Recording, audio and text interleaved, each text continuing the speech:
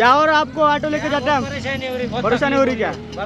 ये जैसे छोटे छोटे बच्चे जाते देखो ऑटो में, क्या बोलते हैं आप अधिकारियों को?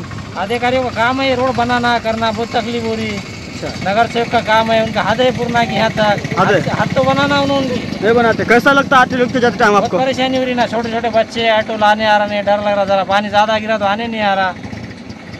अभी ज्यादा खड्डा होगा तो नीचे चले जाता आदमी? नीचे चले जाता, पानी ऑटो नहीं निकलता वहाँ से। अभी पानी कम है बोल के आने आ रहा।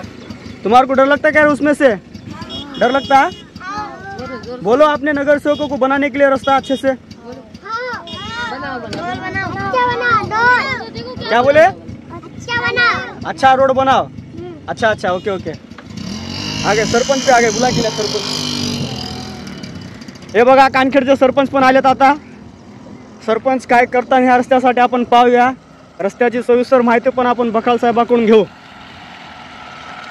सरपंच साहेब, या नदीतून येताना कसं वाटतं आपल्याला? नदीतून येताना आम्हाला वाटतंय की आम्ही यमाच्या राज्यामधून पुढे येत आहेत. कोणाच्या राज्यामधून? यमाच्या राज्यातून, यमाच्या तोंडातून पुढे येत आहेत. तर आता ह्या रस्त्याबद्दल आपल्याकडे काय माहिती आहे? रस्ता असा का आहे? हे रस्ता जिल्हा परिषदच्या अंतर्गत येत असून गेल्या 10 वर्षांमध्ये हा रस्ता 2 वेळेस दुरुस्त झालेला आहे. तरी पण नागरिकाच्या दुर्लक्षितपणामुळे ज्यावेळेस काम चालू होते त्यावेळेस प्रत्येक नागरिकाचं कर्तव्य की काम सुरक्षित होणे आणि काम मजबूतीकरण करून घेणे. परंतु नागरिक ज्यावेळेस रस्ता खराब झाल्यावरच ओरड निर्माण होती. तरी पण आम्ही सन्माननीय गंगाखेड विधानसभेचे आमदार साहेब यांच्या कानावर घालून त्यांनी आम्हाला आश्वासन दिलं की बा इथं 3 प्लेअरचा पूल तयार करून हे रस्ता मजबूती करून आपलं 61 नंबर हायवेला जोडून देण्याचं त्यांनी आम्हाला आश्वासन दिलेलं आहे.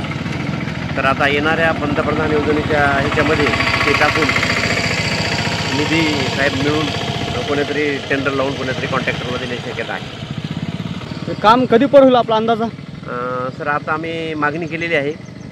नियोजनमध्ये काम जाईल. ते नियोजनमध्ये काम झाल्याच्या नंतर त्याला मंजुरी मिळेल आणि फंडिंग झाल्याच्या नंतर कामाची वर्किंग प्रत्यक्ष कामाला सुरुवात होईल. सरपंच साहेब बघा, आता इथून एक लहान मुलगा पडला, तुम्ही व्हिडिओ पाहिलं. खाली पूर्ण चिरे आहेत मोठे मोठे. जर काय बरं वाईट झालं असतं तर याचा जिम्मेदार कोण राहिला असता? तर शासन असणार आहे, परंतु शासनाच्या निदर्शनाला आणून देणं हे आपलं कर्तव्य आहे.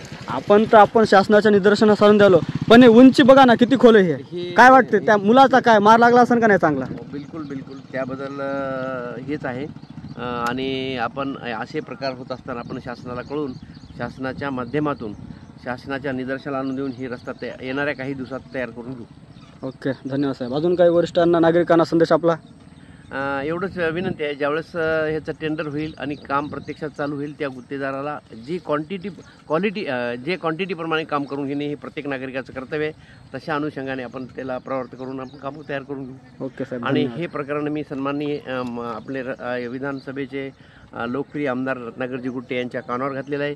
त्यांनी आम्हाला वचनसुद्धा दिलेलं आहे की हा रस्ता मामा येणाऱ्या पंतप्रधान योजनेच्या प्रोग्राममध्ये टाकून हे रस्ता मजबूतीकरण करून देऊ. आणि विशेष बाब म्हणजे हे कावशीचा खूप मोठा पूर येतो आणि ह्याची उंची कमी असल्यामुळे इथं 3 प्लेअरचं आम्ही सध्या मागणी केलेली आहे. आणि ह्या रस्त्यावर अंदाजे 25-30 गावचे लोक रहदारी करतात. सकाळी दूधवाले 200 ते 300 दूधवाले येतात, त्याच्यानंतर भाजीपाला घेऊन येणारे लोक, त्याच्यानंतर नागरिक, हे म्हणजे कमीत कमी 25-30 वजूर देऊळगाव तिथपासून ती माखणीपासून ते ह्या निळा महागाव ह्या लोकांचा हे संपर्क आहे. आणि तिथून 5 किलोमीटर अंतर कमी होण्यासाठी हे 1 किलोमीटर अंतर असल्यामुळे त्याची रहदारी जास्त आहे.